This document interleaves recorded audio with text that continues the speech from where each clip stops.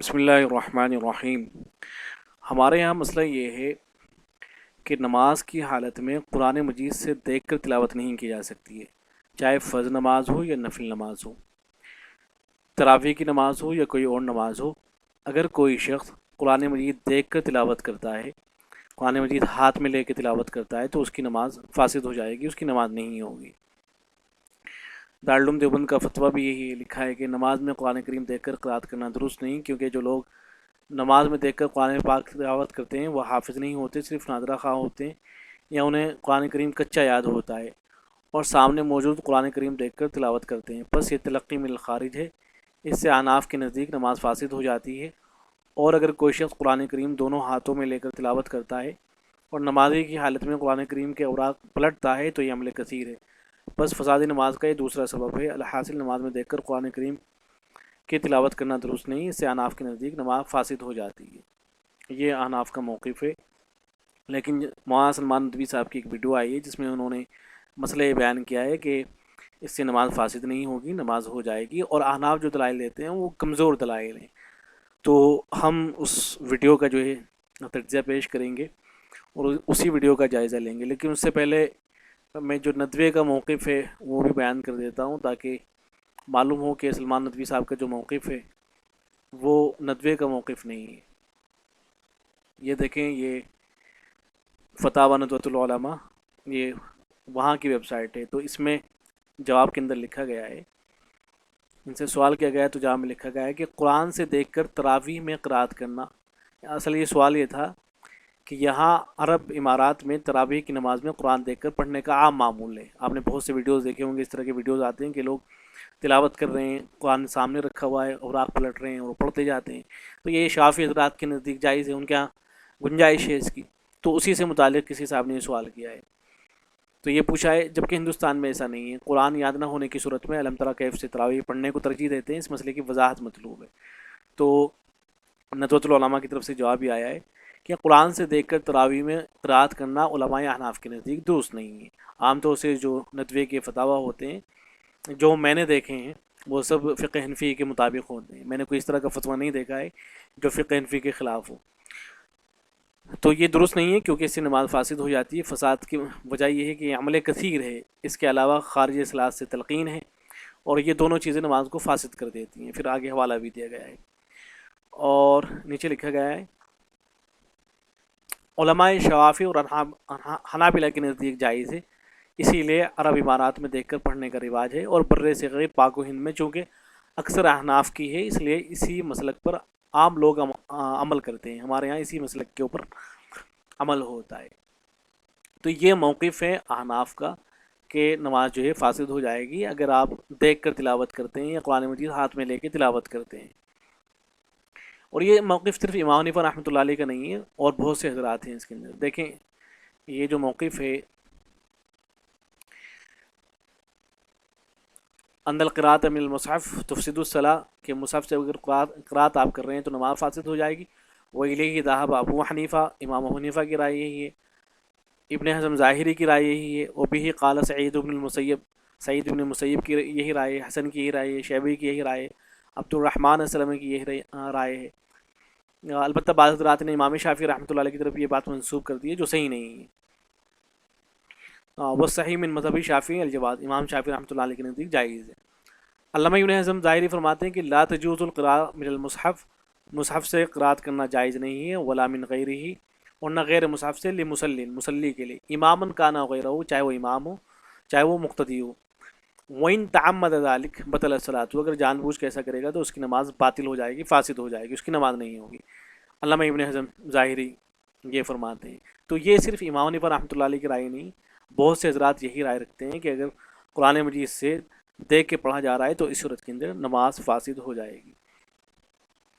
اب دیکھتے ہیں ویڈیو۔ اچھا، ویڈیو دیکھنے سے پہلے میں بتا دوں کہ مولانا سلمان ندوی صاحب نے احناف کے جو دلائل ذکر کیے ہیں، جو اصل دلائل ہیں وہ ذکر نہیں کیے، بلکہ ایک کمزور روایت جسے خود اعلاء سنن کے اندر یہ لکھا گیا اس کے بارے میں کہ اس کی سند نہیں مل سکی ہے، اس کو ذکر کیا، اور اس کو ذکر کرنے کے بعد اس کا رد کر دیا ہے۔ اصل جو دلائل تھے وہ ذکر ہی نہیں کیے۔ میں پہلے جو اصل دلائل ہیں اس حوالے سے ان کو ذکر کر دیتا ہوں۔ یہ دیکھیں، یہ اعلاء السنن ہے، اعلاء السنن ہے یہ، اور اس کی جلد نمبر 5 ہے۔ اس کے اندر عنوان قائم کیا گیا ہے باب فساد الصلاۃ بالقراءۃ من المصحف، کہ اگر آپ مصحف سے پڑھتے ہیں، مصحف کا مطلب ہوتا ہے قرآن مجید، جو قرآن مجید لکھا ہوا ہوتا ہے، جو کاپی ہوتی ہے قرآن مجید کی، اس کو مصحف کہتے ہیں۔ کہتے ہیں کہ قرآن مجید سے اگر آپ قرات کرتے ہیں تو نماز کے فساد کا بیان، نماز فاسد ہو جائے گی۔ اب دیکھیں یہ دلیل پیش کی گئی ہے، اس دلیل کو جناب سلمان ندوی صاحب نے ذکر ہی نہیں کیا ہے سرے سے۔ دلیل اس طرح سے ہے کہ حضرت رفاع بن رافع وہ روایت کرتے ہیں کہ رسول اکرم صلی اللہ علیہ وسلم نے ایک شخص کو نماز سکھلائی، فقال، اور آپ نے فرمایا کہ ان کا نماز کا قرآن فقرا، اگر تمہیں قرآن یاد ہو تو قرآن سے پڑھنا، اور اگر قرآن یاد نہ ہو اللہ فحمد اللہ، تو اللہ کی حمد بیان کرنا، وکبر ہو، اللہ کی بڑائی کو بیان کرنا، لا الہ الا اللہ وغیرہ پڑھ لینا، پھر رکوع کر لینا۔ ایک روایت تو یہ ہے، یہ ابو داؤد اور ترمذی وغیرہ کی روایت ہے، اور سندن حسن درجے کی ہے۔ ایک روایت یہ ہے، اور دوسری روایت اس طرح سے ہے کہ ایک شخص نبی اکرم صلی اللہ علیہ وسلم کے پاس میں آئے، فقال، اور انہوں نے کہا کہ انی لا استطیع ان آخذ شیئا من القرآن، کہ میرے پاس قرآن مجید میں سے کچھ نہیں ہے، مجھے کچھ بھی یاد نہیں ہے، فعلمنی ما یجزئنی، تو مجھے کچھ ایسی چیز سکھلا دیجیے جو مجھے کافی ہو جائیں۔ تو اللہ کے نبی صلی اللہ علیہ وسلم نے ان سے فرمایا کہ تم سبحان اللہ والحمد للہ ولا الہ الا اللہ واللہ اکبر ولا حول ولا قوۃ الا باللہ یہ پڑھ لیا کرو۔ یہ مسند احمد کے اندر ہے، ابو داؤد کے اندر ہے، دارقطنی، ابن حبان اور مستدرک حاکم، بہت سی کتابوں کے اندر ہے، اور سندن یہ روایت صحیح ہے، اس لیے کہ مستدرک امام حاکم نے تو اس کو صحیح قرار دیا ہی ہے، علامہ ذہبی نے بھی اس کو صحیح قرار دیا ہے، تو یہ روایت جو ہے سندن بالکل صحیح ہے۔ تو یہاں دیکھیں یہ جو روایتیں ذکر کی گئی ہیں، اچھا ایک تیسری اور روایت بھی ہے، حضرت ابن عباس، اسی کو سلمان ندوی صاحب نے ذکر کیا ہے کہ ہمیں حضرت عمر رضی اللہ تعالیٰ نے اس بات سے منع کیا تھا کہ ہم قرآن مجید دیکھ کے امامت لوگوں کی کریں، اور اسی طرح سے اس بات سے منع کیا گیا تھا کہ جو امامت کرے وہ صرف بالغ کرے، نابالغ امامت نہ کرے۔ تو صرف اس روایت کو ذکر کیا گیا، اس کے بارے میں خود یہ صراحت کر دی گئی کہ اس کی سند نہیں مل سکی۔ تو جو اصل مستدل ہے وہ یہ روایتیں ہیں کہ اللہ کے نبی صلی اللہ علیہ وسلم کے پاس میں ایک شخص آتے ہیں، تو اللہ کے نبی صلی اللہ علیہ وسلم ان سے کہتے ہیں کہ تمہیں قرآن یاد ہے، تو اگر قرآن یاد ہے تو اس میں سے پڑھو، اگر قرآن یاد نہیں ہے تو تم اللہ کی حمد کو بیان کرو۔ اللہ کے نبی صلی اللہ علیہ وسلم اس بات کی اجازت نہیں دیتے ہیں کہ تم قرآن مجید سے دیکھ کے پڑھ لینا، حالانکہ اس زمانے کے اندر اللہ کے نبی صلی اللہ علیہ وسلم کے زمانے میں قرآن مجید لکھا جا چکا تھا، بہت سے اس کے نسخے موجود تھے، اگرچہ وہ متفرق شکل میں موجود تھے، اکٹھے نہیں تھے۔ تو اللہ کے نبی صلی اللہ علیہ وسلم نے ان سے یہ نہیں فرمایا کہ تم قرآن مجید دیکھ کے پڑھ لیا کرنا، قرآن مجید کے نسخے سے تم پڑھ لیا کرنا، یا یہ نہیں فرمایا کہ تم کسی جو قرآن مجید جاننے والا ہے اس کو اپنے پاس میں کھڑا کر لیا کرنا اور قراءت شروع کر دیا کرنا، جہاں غلطی آیا کرے گی وہ بتا دیا کریں گے، یا ایک ایک لفظ وہ تمہیں بتا دیا کریں گے، جیسے وہ بتایا کریں گے ایسے سے پڑھنا، بلکہ اللہ کے نبی نے فرمایا قرآن یاد ہے تو ٹھیک ہے، ورنہ اللہ کی حمد بیان کرنا۔ تو معلوم یہ ہوا کہ اللہ کے نبی صلی اللہ علیہ وسلم نے قرآن مجید دیکھ کر پڑھنے کی اجازت نہیں دی ہے، دیکھ کر پڑھنے کی اجازت نہیں دی ہے نماز کے دوران۔ اگر اس کی اجازت ہوتی تو اللہ کے نبی صلی اللہ علیہ وسلم فرماتے، اس کی اجازت مرحمت فرماتے، لیکن اللہ کے نبی صلی اللہ علیہ وسلم نے اس کی اجازت مرحمت نہیں فرمائی ہے، تو جب اس کی اجازت نہیں دی گئی ہے تو یہ جائز بھی نہیں ہے۔ تو اسی بنیاد پر امام حنیفہ رحمۃ اللہ علیہ کی رائے ہے کہ اگر کوئی آدمی قرآن مجید دیکھ کر پڑھتا ہے، یاد نہیں ہے اسے اور دیکھ کے پڑھ رہا ہے، پھر اس صورت میں اس کی نماز نہیں ہوگی، نماز فاسد ہو جائے گی۔ تو یہ وہ مستدلات ہیں جو جناب نے ذکر ہی نہیں کیے ہیں۔ اب آ جاتے ہیں جناب سلمان ندوی صاحب کی ویڈیو کی جانب، ویڈیو کو دیکھ لیتے ہیں کہ آج جناب نے کیا کیا فرمایا ہے، اور اس کے اوپر مختصر سا تبصرہ کر دیا جائے گا۔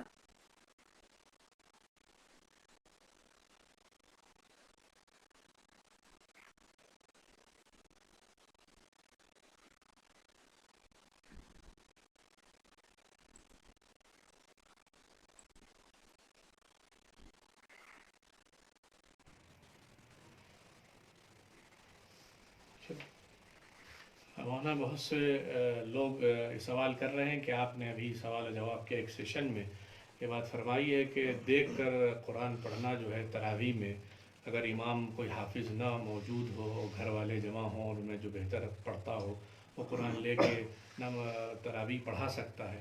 تو اس سلسلے میں بہت سے لوگوں کے ذہن میں اشکال ہے کہ مفتابی جو مسئلہ ہے مسلک میں وہ اس کے برعکس ہے۔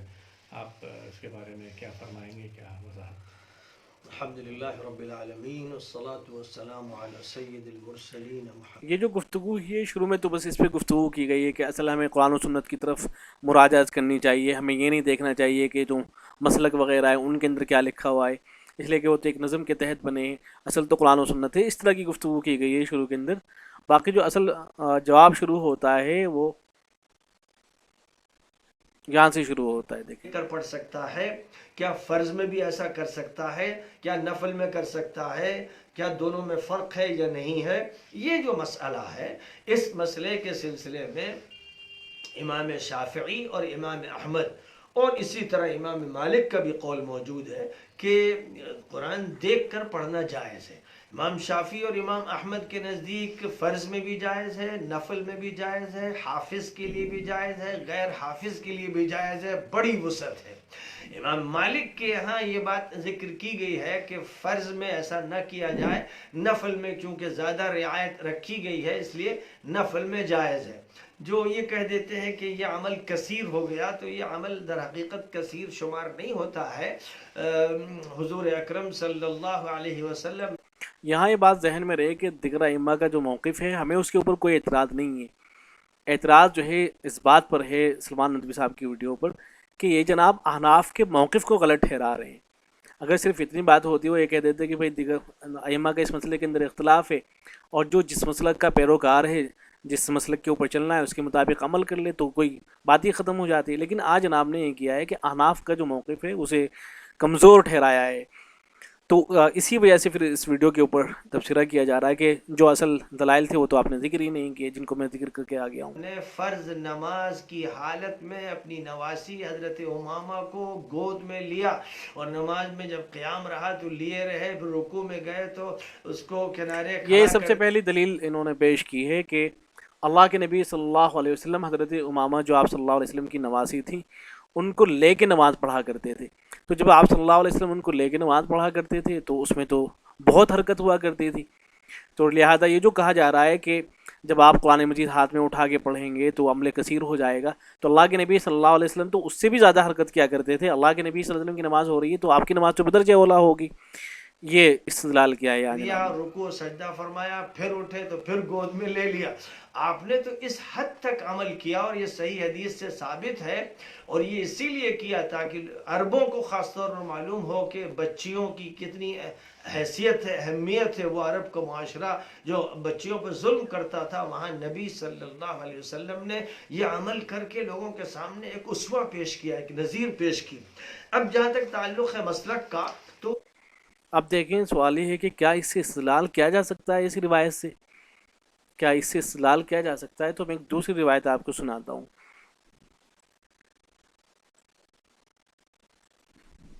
یہ روایت مسلم شریف کی ہے. اللہ کے نبی صلی اللہ علیہ وسلم باہر تشریف لائے. حضرت جابر بن سمرہ رضی اللہ تعالیٰ عنہ اس کو روایت کرتے ہیں کہ خرج علینا رسول اللہ صلی اللہ علیہ وسلم کہ رسول اکرم صلی اللہ علیہ وسلم باہر تشریف لائے. فقال، تو آپ نے فرمایا، صحابہ کرام نماز پڑھ رہے تھے، فرمایا مالی اراکم رافی ایدیکم، کہ مجھے کیا ہو گیا ہے کہ میں تمہیں رفع دین کرتے ہوئے دیکھ رہا ہوں. کأنہا اذناب خیل شمس، گویا کہ وہ شریر گھوڑے کی دمیں ہیں. اسکنوا فی الصلاۃ، نماز کے اندر سکون اختیار کرو. تو دیکھیں ایک طرف تو نبی اکرم صلی اللہ علیہ وسلم کا خود کا عمل ہے کہ وہ بچی کو اٹھا کے نماز پڑھ رہے ہیں، اور دوسری طرف صحابہ کرام رضوان اللہ تعالی علیہم مجمعین ہیں، وہ صرف نماز کی حالت میں رفع دین کر رہے تھے. نماز کی حالت میں صرف رفع دین کر رہے تھے. کوئی آدمی اگر نماز کی حالت میں رفع دین کرے گا تو اتنی زیادہ حرکت نہیں ہوگی جتنی بچی کو اٹھانے میں ہوگی. تو صحابہ کرام نماز کی حالت میں رفع دین کر رہے تھے. یہ الگ مسئلہ ہے کہ وہ رفع دین کون سے والا کر رہے تھے، رکوع والا کر رہے تھے، سلام والا کر رہے تھے، بہرحال وہ رفع دین کر رہے تھے. تو اللہ کے نبی صلی اللہ علیہ وسلم نے ان کو منع فرما دیا اور فرمایا کہ نماز کے اندر سکون اختیار کرو. اسکنوا فی الصلاۃ، نماز کے اندر سکون اختیار کرو. تو سوال یہ ہے کہ اگر اس روایت سے استدلال کرنا درست ہوتا، اللہ کے نبی صلی اللہ علیہ وسلم کے اس عمل سے استدلال کرنا درست ہے، تو پھر اللہ کے نبی صلی اللہ علیہ وسلم یہ نہ فرماتے کہ نماز کے اندر سکون اختیار کرو. اس کی اجازت ہونی چاہیے تھی. اگر ہاتھوں کو ہلایا جا رہا تھا، اس لیے کہ ہاتھوں کو جب آپ ہلاتے ہیں تو اتنے زیادہ وہ نہیں ہلتے جتنے زیادہ جب آپ بچی کو اٹھائیں گے، اسے نیچے بٹھائیں گے، پھر دوبارہ اٹھا لیں گے، جتنی زیادہ اس کے اندر حرکت ہوگی. تو لہذا معلوم یہ ہوا کہ وہ جو عمل تھا وہ نبی اکرم صلی اللہ علیہ وسلم کے ساتھ میں خاص تھا. وہ کوئی عام نہیں تھا، صحابہ کرام کے لیے نہیں تھا. یہی وجہ ہے کہ ہم نہیں دیکھتے ہیں کہ حضرت ابو بکر نے کبھی ایسا کیا ہو، حضرت عمر نے ایسا کیا ہو، حضرت علی نے. صحابہ کرام جو بعد میں آئے ہیں انہوں نے اس طرح کیا ہو کہ بچی کو اٹھا کے لے کے گئے ہوں اور پھر اٹھا کے اس طرح سے نماز پڑھی ہو. اور اس کی وجہ وہ خود بیان کر رہے ہیں سلمان ندوی کہ وہ اہمیت دلانا مقصود تھا کہ بچیوں کی کتنی زیادہ اہمیت ہوتی ہے. تو اس کی ایک توجہ یہ کی جا سکتی ہے، لیکن اسے ایک عمومی حکم نہیں قرار دیا جا سکتا ہے کہ ہر آدمی کے لیے اس کی اجازت ہو کہ وہ بچی کو اٹھا کے نماز پڑھا کرے. بلکہ اصل یہ حکم ہے کہ نماز کے اندر سکون اختیار کیا جائے. اور اگر کوئی بضد ہے کہ ہاں ہمیں تو اسی سے استدلال کرنا ہے، تو پھر تو اس روایت کو سامنے رکھ کے کچھ بھی استدلال کیا جا سکتا ہے. پھر تو ایک آدمی موبائل سے اور اس کے موبائل پہ کسی کا میسج آیا جاتا ہے تو وہ اپنا موبائل نکال کے اس کو رپلائی کر سکتا ہے. لائٹ چلی گئی ہے، فین آن کرنا ہے، لائٹ آ گئی ہے، فین آن کرنا ہے، تو آدمی ہاتھ بڑھا کے فین آن کر سکتا ہے. ایسی کی ضرورت پڑ رہی ہے مسجد کے اندر تو ریموٹ اٹھا کے ایسے آن کر سکتا ہے. تو یہ جتنے بھی کام ہیں ان کاموں کرنے میں آدمی کو اتنی زیادہ حرکت نہیں لگتی ہے جتنی ایک بچی کو اٹھانے میں لگتی ہے. تو لہٰذا پھر تو اس روایت کو سامنے رکھتے ہوئے ان ساری باتوں کی اجازت ہونی چاہیے. پھر تو اس روایت کو سامنے رکھ کے تو کوئی کچھ بھی استدلال کر سکتا ہے. تو ظاہر ہے معلوم یہ ہوا کہ اس روایت سے استدلال نہیں کیا جائے گا. وہ اللہ کے نبی صلی اللہ علیہ وسلم کے ساتھ میں خاص عمل تھا، ورنہ تو صحابہ کرام بھی اس کے اوپر عمل کرتے. اور جو اللہ کے نبی صلی اللہ علیہ وسلم نے حکم دیا ہے صحابہ کو وہ یہ ہے کہ نماز کے اندر سکون اختیار کیا جائے. تو معلوم یہ ہوا کہ نماز کے اندر یہ سب نہیں کیا جائے گا کہ آپ جو ہے مصحف لے کے کھڑے ہو گئے اور پھر اس کے اوراق وغیرہ پلٹنے شروع کر دیں ہیں آپ نے. آگے دیکھیں کیا فرماتے ہیں جناب. وہ مسلک کس بنیاد پر ہے، یہ اصل چیز ہے جو سمجھنے کی ہے. کیونکہ ہمارے لیے جو مرجع ہے وہ قرآن اور حدیث ہے. مسلک مرجع نہیں. مسلک کے ذریعے یوں کہیے کہ ایک مینجمنٹ کیا گیا ہے تاکہ اب یہ دیکھیں کہ یہ تو فرما رہے ہیں کہ ہمارے لیے اصل جو ہے وہ قرآن و حدیث ہے. اب یہ جو دلیل پیش کریں گے قرآن و حدیث سے کوئی دلیل پیش نہیں کریں گے، بلکہ حضرت عائشہ رضی اللہ تعالیٰ عنہ کا ایک عمل اس کو سنائیں گے، اور ایسے ایک تابعین ان کا عمل ذکر کریں گے. حدیث تو کوئی سنائیں گے ہی نہیں. انتشار نہ ہو. کسی ایک حلقے کا میں ایک مسلک چل رہا ہے، اس کے علماء ہیں، اس کے مفتی ہیں، عوام میں اور علماء میں ٹکراؤ نہ ہو، انتشار نہ ہو. نظم و انضباط کے لیے مسلک کی بات کہی جاتی ہے، ورنہ علمی تحقیق کے لیے مسلک اصل نہیں ہے. اب یہاں اور فرمائیے کہ امام بخاری رحمہ اللہ جن کی کتاب الصحیح کو قرآن پاک کے بعد سب سے اعلیٰ درجہ حاصل ہے، کہ امام بخاری کی کتاب اعلیٰ درجے کی صحیح ہے. امام بخاری نے اپنی کتاب میں ذکر فرمایا ہے، اور محدث جلیل ابن ابی شیبہ نے اپنی یہ جو روایت ذکر کرنے جا رہے ہیں بلا شک و شبہ وہ بخاری کے اندر موجود ہے اور حدیث کی دوسری کتابوں کے اندر موجود ہے، اور صحیح بھی ہے وہ سندن، اس پہ کوئی اشکال نہیں ہے. لیکن وہ اللہ کے نبی صلی اللہ علیہ وسلم کی اولاً تو حدیث نہیں ہے، حضرت عائشہ رضی اللہ تعالیٰ عنہ کا عمل ہے. اور دوسرے یہ ہے کہ اہل علم نے اس کی مختلف تعویلیں کی ہیں، مختلف بتایا ہے اس کے بارے میں کہ اصل اس روایت کا مطلب کیا ہے. پہلے اس کو سن لیجئے پھر میں بتاتا ہوں اس کے بارے میں. کتاب مصنف میں بیان کیا ہے. امام بیہقی نے اپنی کتاب السنن الکبریٰ میں بیان کیا ہے کہ حضرت عائشہ ام المؤمنین رضی اللہ تعالی عنہا تراویح کی نماز پڑھتی تھیں تو اپنے ایک غلام زکوان کو امامت کے لیے آگے بڑھا دیتی تھیں، اور زکوان قرآن دیکھ دیکھ کر پڑھتے تھے. قرآن دیکھ کر پڑھتے تھے. دیکھیے حدیث کے الفاظ: عن عائشہ ام المؤمنین رضی اللہ عنہا انہا کان یؤمھا عبدھا ذکوان. اس روایت کو اگر آپ سنیں تو اس روایت کے اندر کہیں بھی الفاظ موجود نہیں ہے کہ یہ حضرت ذکوان جو قرآن مجید کو پڑھا کرتے تھے وہ نماز کے دوران پڑھا کرتے تھے. اس کی صراحت موجود نہیں ہے. یہ تو ہے کہ وہ امامت کیا کرتے تھے اور مصحف سے پڑھا کرتے تھے، لیکن نماز کے دوران ہی وہ ایسا کیا کرتے تھے، اس کی صراحت اس کے اندر موجود نہیں ہے. وَيَقْرَأُ مِنَ الْمُصْحَفِ. زکوان یعنی حضور کی زوجہ مطہرہ ام المؤمنین عائشہ صدیقہ، جن سے بڑے بڑے صحابہ نے استفادہ کیا ہے، جو بڑے بڑے صحابہ کو ٹوک دیتی تھیں، فقہی مسائل کی تحقیق اپنی پیش کرتی تھیں، تصحیح کرتی تھیں، وہ اپنے غلام کو امام بنا رہی ہیں زکوان جن کا نام ہے، اور ان کی امامت میں اقتدا فرما رہی ہیں، اور وہ قرآن دیکھ دیکھ کر پڑھ رہے ہیں. امام زہری محدثی امام زہری کے قول کو بعد میں دیکھیں گے، پہلے یہ جو قول ہے حضرت عائشہ رضی اللہ عنہ کا اس کو دیکھ لیتے ہیں. اس کا جواب اعلاء السنن ہی کے اندر مذکور ہے، وہیں سے میں پڑھ کے سنا دیتا ہوں۔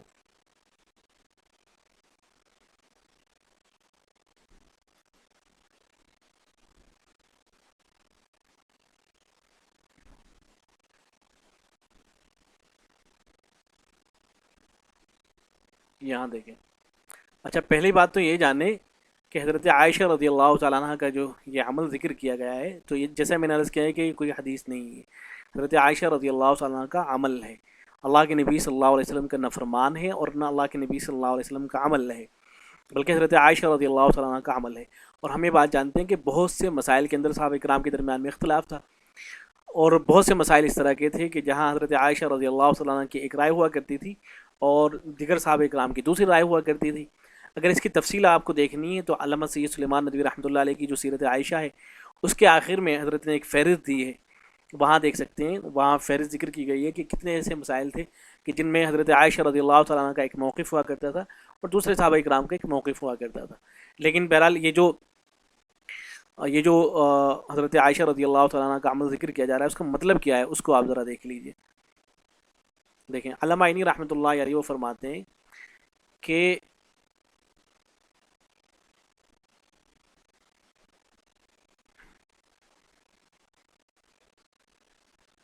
ہاں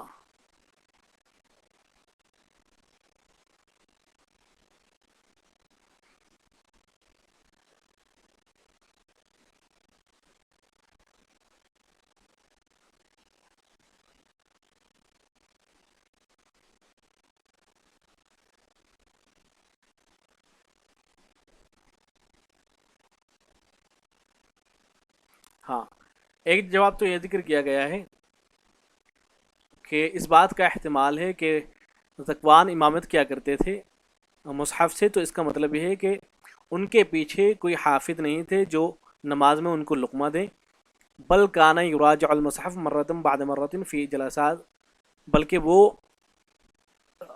جو جلسات ہوتے ہیں، یعنی ہر 4 رکعت کے بعد جو بیٹھتے ہیں، ان کے اندر مصحف سے وہ تلاوت کیا کرتے تھے۔ فہذا یطلق علیہ الامام من المصحف عرفاً، اور اس کو بھی مصحف سے امامت کرنا عرفاً کہا جاتا ہے۔ علامہ عینی رحمۃ اللہ علیہ ہدایہ کی شرح میں فرماتے ہیں کہ ہوا محمول، اس بات پر محمول ہے انہ کان یقرأ من المصحف، کہ وہ مصحف سے پڑھا کرتے تھے قبل شروعہ فی الصلاۃ، نماز کو شروع کرنے سے پہلے، ای ینظر فیہ ویتلقن من، یعنی قرآن سے دیکھ کے پڑھ لیا کرتے تھے اور اس سے یاد کر لیا کرتے تھے، ثم یقوم، پھر کھڑے ہوا کرتے تھے، فیصلی، پھر وہ نماز پڑھا کرتے تھے۔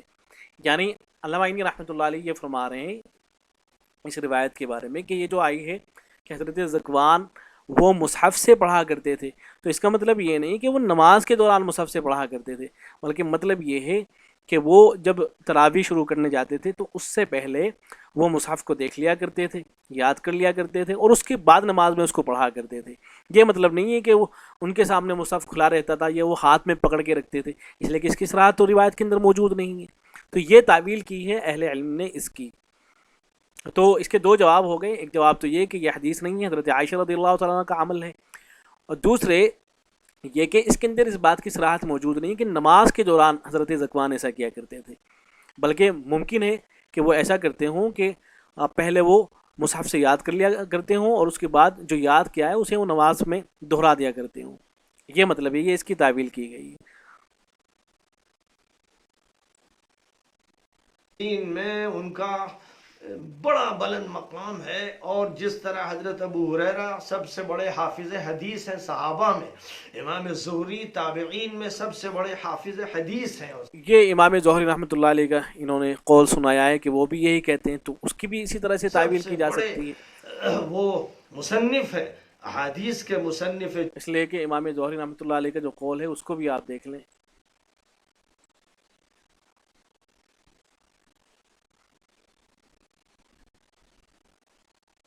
یہ دیکھیں، حضرت زہری رحمۃ اللہ علیہ سے معلوم کیا گیا ان رجلین، ایک شخص کے بارے میں، یقرأ فی رمضان فی المصحف، جو رمضان میں مصحف سے تلاوت کرتا ہے، فقال، تو آپ نے فرمایا کہ کانا خیارنا یقرؤون فی المصاحف، کہ ہم میں سے جو بہتر تھے وہ مصحف سے پڑھا کرتے تھے۔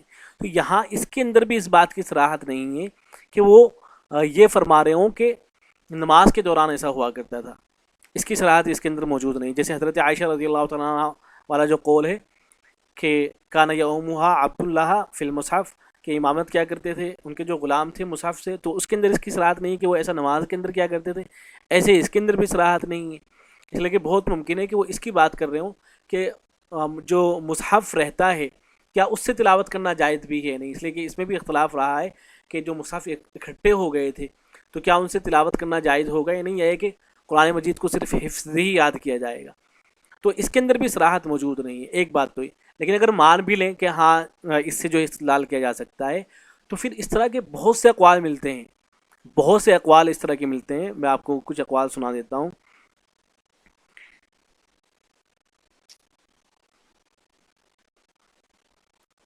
بہت سارے ائمہ کرام اور تابعین نظام اس طرح کے ہیں جو اس کی اجازت نہیں دیتے تھے کہ نماز کی حالت میں قرآن کی تلاوت کی جائے. یہ دیکھیں کتاب المصاحف ہے، اس کا صفحہ نمبر ہے 217.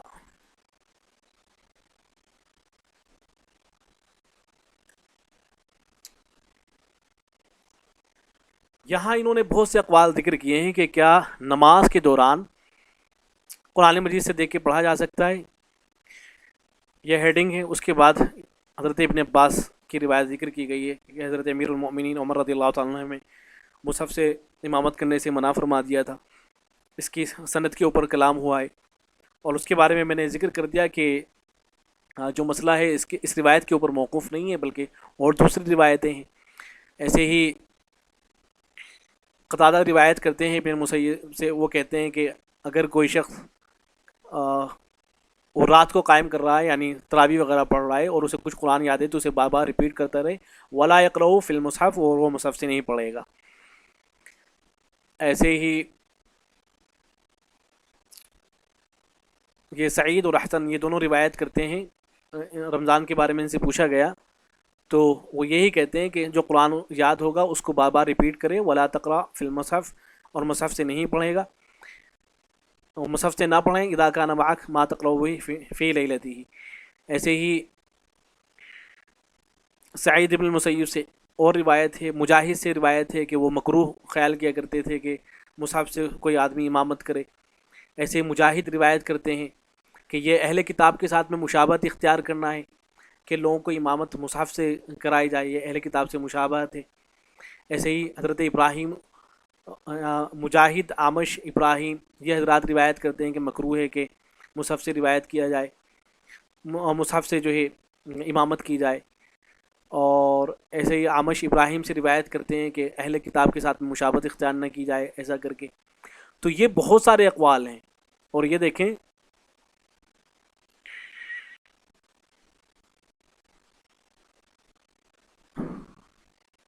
سوید بن حنظلہ وہ کہتے ہیں کہ وہ ایک آدمی کے پاس سے گزرے جو لوگوں کو قرآن مجید دیکھ کر وہ امامت کر رہا تھا، تو فضربہ برجلہ، تو انہوں نے اس آدمی کو پیر سے مارنا شروع کر دیا. اور ایسے ہی ان کے بارے میں ہے کہ وہ سوید بن حنظلہ جو تھے کچھ لوگوں کے پاس سے گزرے جو جن کو کوئی شخص امامت کرا رہا تھا اور دیکھ کے امامت کرا رہا تھا، تو انہوں نے فکریہ ذالک فی رمضان، تو اس کو ناپسند کیا. ونحا المصحف، اور جو پاس میں مصحف رکھا ہوا تھا اسی کو مٹا دیا. تو یہ تقریباً یہاں یہ جو کتاب المصاحف کتاب ہے اس کے اندر تقریباً 20 آثار ذکر کیے گئے مختلف حضرات سے کہ سارے کے سارے حضرات اس سے منع کیا کرتے تھے، اسے ناپسند خیال کیا کرتے تھے، مکروہ اس کو قرار دیا کرتے تھے. تو اگر یہ تسلیم بھی کر لیں کہ جو اثر سنایا جا رہا ہے وہ صحیح ہے، تو بہت بڑی تعداد اس طرح کے حضرات کی بھی ہے جو بالکل منع کیا کرتے تھے. تو لہذا ایک اثر کو لے کے یہ کہہ دینا کہ احناف کا تو موقف صحیح نہیں ہے، باقی جو دوسرا موقف ہے وہ صحیح ہے، یہ صحیح نہیں ہے. جلیل ہے حضرت عمر ابن عبد العزیز نے ان سے حدیثوں کو نوٹ کروایا. وہ یہ کہتے ہیں، ان سے پوچھا گیا کہ اگر رمضان میں کوئی تراویح پڑھائے اور قرآن دیکھ دیکھ کر پڑھائے تو کیا آپ کی رائے ہے؟ فرمایا کان خیارنا یقرؤون فی المصحف، ہمارے اچھے لوگ یعنی تابعین، ظاہر ہے کہ وہ جب خیارونا کا لفظ استعمال کر رہے ہیں تو اس کا بڑے تابعین، بزرگ تابعین، اہم تابعین، وہ مصحف دیکھ کر پڑھتے تھے. یعنی یہ ثابت ہے، ایک سری ثابت ہے، بہت سو سے ثابت ہے. تو امام زہری کا یہ کہہ دینا خیال ہے کہ کسی سے بھی یہ ثابت نہیں ہے. جو بڑے بڑے صحابہ اکرام ہیں، حضرت ابو بکر، حضرت عمر، یا جو اور بڑے حضرات ہیں، ان میں سے کسی سے بھی ثابت نہیں ہے. کسی سے صراحت کے ساتھ میں کوئی اس طرح کی روایت نہیں ملتی ہے. اور یہ جو قول ذکر کر رہے ہیں تو اس طرح کے اقوال تو اور بہت سے حضرات سے ملتے ہیں، جیسے میں نے تقریباً 20 آثار جو ہیں ابھی ذکر کیے ہیں. بہت بڑی بات ہے. امام مغنی نے امام ابن قدامہ نے مغنی کتاب میں اس کا حوالہ دیا ہے، جلد نمبر 1 صفحہ 335. اور اس کے بارے میں ایک بڑی اچھی بات کہی جاتی ہے کہ قرآن پاک کا حفظ سے پڑھنا عبادت ہے، قرآن دیکھ کر پڑھنا عبادت ہے. تو عبادت اور عبادت جمع، دونوں میں کوئی تضاد نہیں ہے، کوئی یہ قیاس ہے محض. بھائی جب ایک چیز کی اللہ کے نبی صلی اللہ علیہ وسلم نے اجازت ہی نہیں دی ہے تو آپ ہزار قیاس کرتے رہیں تو اس قیاس کا اعتبار تھوڑی نہ ہوگا. تعارض نہیں ہے. اور یہاں جو بات عمل کثیر کی کہہ دی جاتی ہے وہ درست نہیں ہے، کیونکہ جب یہ ثابت ہو گیا، عائشہ صدیقہ سے اس کا ثبوت مل گیا، اور امام زہری نے یہ بتا دیا کہ ایک نہیں بہت سے تابعین کا اور خیارنا کا جو لفظ ہے اس میں صحابہ و بدرجہ اولا داخل ہے.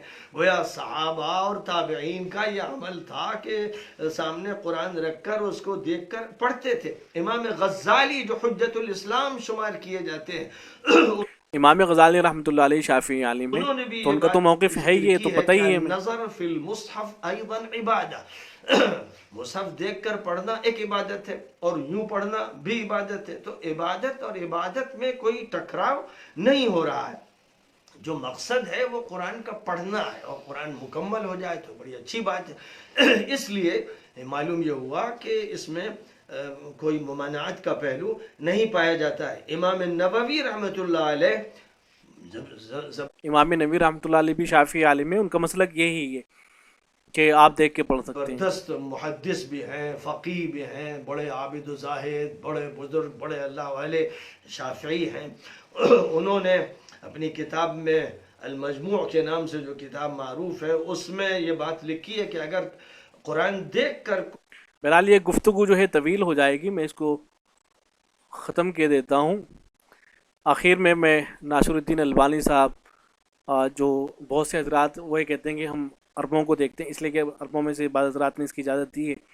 جو حنابلہ حضرات ہیں انہوں نے اجازت دے رکھی ہے کہ آپ اس طرح سے کر سکتے ہیں، لیکن بہت سے حضرات ناصر الدین البانی صاحب کو فالو کرتے ہیں. تو یہاں دیکھیں ناصر الدین البانی صاحب نے کتنے سخت الفاظ استعمال کیے. ان کی ویڈیوز بھی یوٹیوب پہ آپ جا کے دیکھ سکتے ہیں، عربی میں ہے. انہوں نے نہایت سخت الفاظ استعمال کیے ہیں ان لوگوں کے لیے کہ جو یہ کہتے ہیں کہ قرآن مجید تراویح کے اندر قرآن مجید آپ دیکھ کے پڑھ سکتے ہیں. تراویح کے اندر یا کسی بھی نماز کے اندر وہ کسی کے اندر اجازت نہیں دیتے ہیں. ان سے سوال کیا گیا کہ ما حکم القراءۃ من المصحف فی صلاۃ القیام، کہ جو تراویح کی نماز ہوتی ہے اس میں مصحف سے قراءت کرنا اس کا حکم کیا ہے. تو دیکھیں جواب میں لکھا ہے کہ القراءۃ من المصحف فی صلاۃ النافلہ ممنوع، کہ مصحف سے تلاوت کرنا نفل نمازوں کے اندر ممنوع ہے. وہی فی صلاۃ الفریضۃ اشد منعا و تحریما، اور فرض نمازوں کے اندر تو یہ بہت زیادہ سختی سے اس کو منع کیا جائے گا، اور شدید منع ہے. وہ تحریما، اور بالکل حرام ہے، مکروہ تحریمی سے بھی اس کو تعبیر کر سکتے ہیں. تو کہتے ہیں اشد منعا و تحریما. اور پھر آگے لکھتے ہیں وَإِنْ أَجَازَ ذَلِكَ بعض العلماء، اگرچہ بعض علماء نے اس کی اجازت بھی دی ہے. پھر کہتے ہیں فَإِنَّ جُمْهُورَ الْعُلَمَاءِ عَلَىٰ كَرَاهِيَتِهِ وَمَنْعِهِ، جو جمہور علماء ہیں وہ اس کو مکروہ قرار دیتے ہیں اور اس کو منع کرتے ہیں. اور پھر انہوں نے اس کے بہت سے مفاسد گنائے. کہتے ہیں کہ وَلِلْقِرَاءَةِ مِنَ الْمُصْحَفِ فِي التَّرَاوِيحِ مَفَاسِد كَثِيرَةٌ، کہ مصحف سے اگر آپ قرات کرتے ہیں تراویح کے اندر تو بہت سے مفاسد، یعنی فرض نمازوں میں تو جائز ہے ہی نہیں، تراویح کے اندر بھی اگر آپ ایسا کر رہے ہیں تو اس کے اندر بھی بہت سے مفاسد ہیں. پہلا جو مفسدہ ہے وہ انہوں نے یہ گنایا ہے کہ جو قاری ہوگا وہ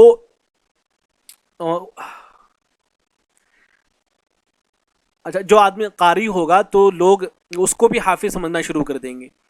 لوگ یہ سمجھیں گے کہ شاید یہ آدمی بھی صرف وہ قاری ہوگا، قرات کرنے والا ہوگا، حافظ نہیں ہوگا، اور قرآن مجید اس کو حفظ یاد نہیں ہوگا، وہ قرآن مجید دیکھ کے پڑھے گا سامنے رکھ کے، تو لوگ جو ہے اس کو حافظ سمجھنا شروع کر دیں گے اور مشابہت لازم آئے گی حفاظ سے.